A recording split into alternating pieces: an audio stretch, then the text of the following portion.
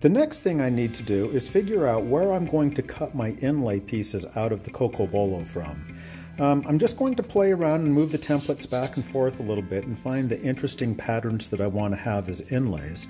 And the other thing I'm going to do is make sure that I'm always either horizontally or vertically aligned with my inlay pieces.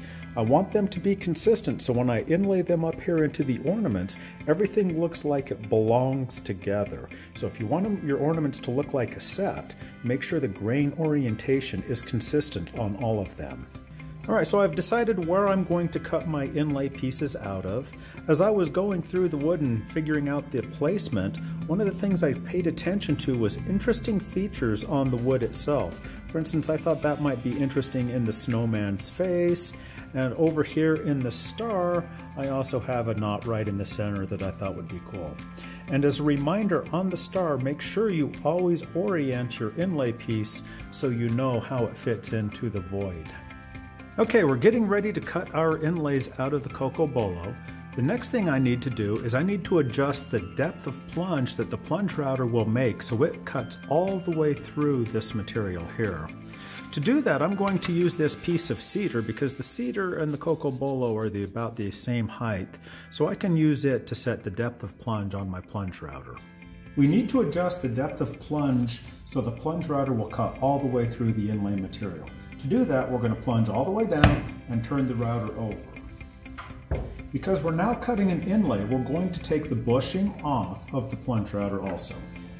Once again, we'll put the template up on the base, and we'll put some inlay material up there. And right now, I can just barely feel the router bit, so I know it's not going to cut all the way through the inlay material. I'm going to make an adjustment to my mechanical stop. And now I can feel the router bit, so I know I will cut all the way through.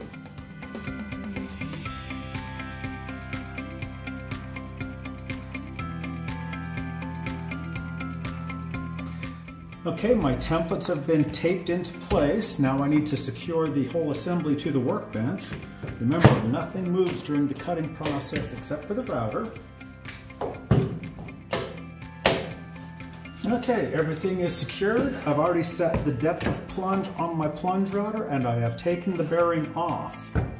Okay, now to cut out the inlay itself, what I'm going to do is I'm going to position my router inside one of the voids, then I'm going to slide the bearing all the way over to the side of the template wall.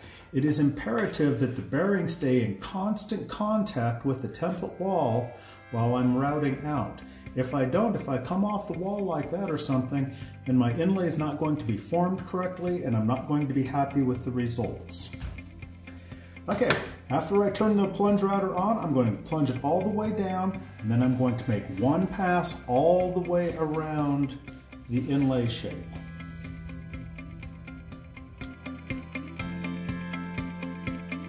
One of the things I vacuum out the debris for is to make sure that I have cut all the way through the inlay itself, or the inlay material itself. Because if I have not cut all the way through, I can adjust the depth of plunge and recut the same exact route again. In fact, when we start cutting out the ornaments, we'll cut it out in 2 passes so you will see what I mean. But first, before you take off the template, make sure you have cut all the way through your inlay material. Okay, I'm happy with the depth of cut. I cut all the way through the inlay material. Now I'm going to cut out the other 2 shapes using the exact same procedure. Put the bushing or put the plunge router in the middle of the shape, push the bearing over to the side of the template wall, and then route around the whole shape, making sure the bearing stays in constant contact with the template wall.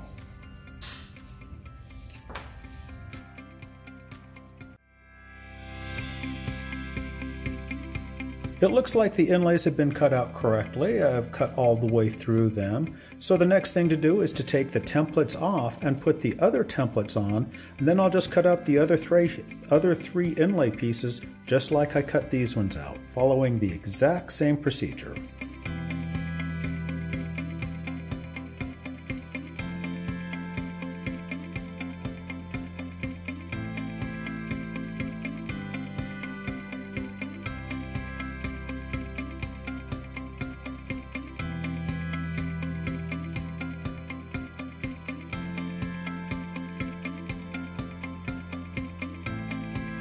Awesome. Now all 6 of our shapes have been cut out. Next thing we need to do is take the material off of the backing material.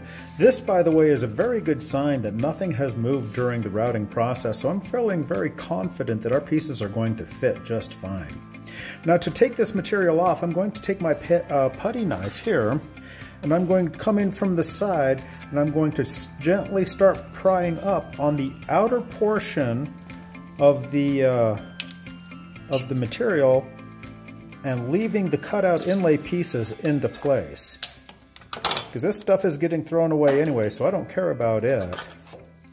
One thing to keep in mind when you're removing your material, your inlay material from the backing material, is grain direction. If I start prying this way, there's a very good chance that this piece here is going to break and snap. Well, if I do that on my inlay, you know, it could ruin my piece. It might or it might not, but we don't want to take that chance. So instead, I'm going to go with the grain because that way I have more structural integrity to remove these pieces from the backing material. Remember, they're like 1/8 of an inch thick and they're very small, so you got to use a little care taking them off of the backing material. Before I take the tape off, I'm going to mark the top sides, just so I know. I'm not too concerned about it, but sometimes it's hard to tell which side is up.